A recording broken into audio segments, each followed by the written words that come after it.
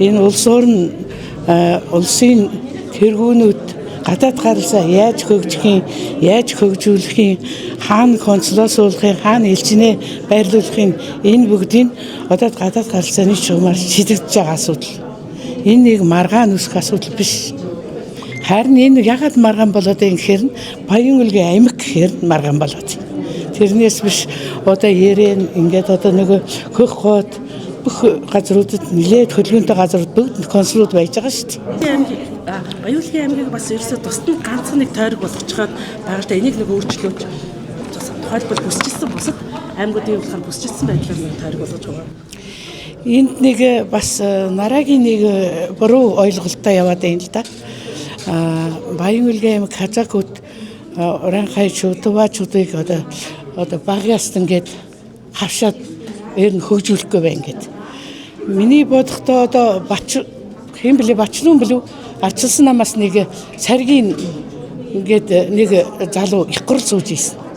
Яа элбэг дорж саргаан гэд тамгын газрын даргын хийж ийсэн. Сайч хийж ийсэн сангийн юмны. Тэгээд одоо яг очихоор Баян-Улгийн аймаг та нар өөрснөө очих хэрэгтэй. Зөвхөн хүний амаар дамжуулаад хүний өгөр өхийж болохгүй. Тэнд одоо яг төв талбай дээр нь очиход самбгаар гэсэн нэртэй сагааны төрөл садангууд нь тэр чигээр өлгийн төвийг ингээд торуулаад авцсан одоо төв талбай байна штэ. Их дэлгүүр, зочд буудал, ресторан, бүр барилгын дэлгүүр гэдэг одоо 9 чтийн бүгд энэ үйлчилгээг нь явуулсан амар тайван жаргаж явна. Тэрний худалдааг хэн хийгвэл тэнд орчин сууж байгаа хөргөдөр казакууд л авна. Тийм байдалтай байгаад байгаа. Тэрнээс биш тэгээд одоо сонгуул дээр одоо зам нь нэлттэй болсон шүү дээ. Тэрбумтнууд одоо яаж мөнгөний төлөөд жагсаалтанд ороод гараад ирэх боломж нэгдсэн. Одоо Баян-Улгийн ганц тойрог боллоо гэд тэндээс одоо тойрогоос нэр нь одоо жагсаалтанд ороод гараад ирэхэд хинч галт хийхгүй.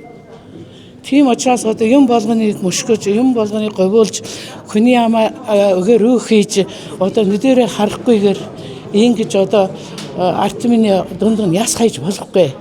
Бид аль болох тойрын тушээд тойр засаг арт миний эв найрамдалтай байлгаж, амар тавин байлгаж, аль болох хөгжүүлэхийг, дээшлүүлэхийг амьдралын үлдээр байгуулахыг, хөрөнгөөр үйлдвэрлэхийг одоо тэмүүлэх ёстой байхгүй бид нар. Бас нэг юм нэмж хэлэхэд энэ удаа нөгөө Казахстаны асуудал нэгэнд хөндөгдсөн учраас би нөгөө өнгөрсөн жилээс нааш Казахстан ингээд хооронд нэг онгоцны асуудал ялсан. Тэгсэн чинь энэ жил харин ерөнхийлөгч очсон үед энэ чийдэгдлээ. Астана Улаанбаатар гэдэг одоо онгоцны иш эхэлсэн. Энэ зөвхөн Казахстаны иргэн Монголын иргэн Казахстан зорчин гэсэн ойлголт биш. Жишээлбэл Европын орнууд Казахстанд очоод буугаад чуд энэ Монгол руу нисгэд маш хөнгөлтэй үнээр нисдэг юм байна лээ. Одоо тэд нарын манай монголчууд гадаад орнд амьдарч сурж боловсрж байгаа монголчууд манай маш хөнгөлтэй үнээр одоо Астанад буугаад Астанагаас наашаа Улаанбаатарт буух боломж нэгдсэн гэсэн үг. Тийм учраас иймэрхүү юм дээр одоо талаас нь бодоод юм хийхгүй бол ингээд одоо Казахстаны онгоцны нислээ Казахстаны консул суух гэдэг одоо ер нь нэг улс төрч асуудал биш дээ. Сус сэлбэх гэдэг нь одоо буруу юм болов. Сус сэлбэлт гэж одоо Баян-Улгийн алдагдаагүй.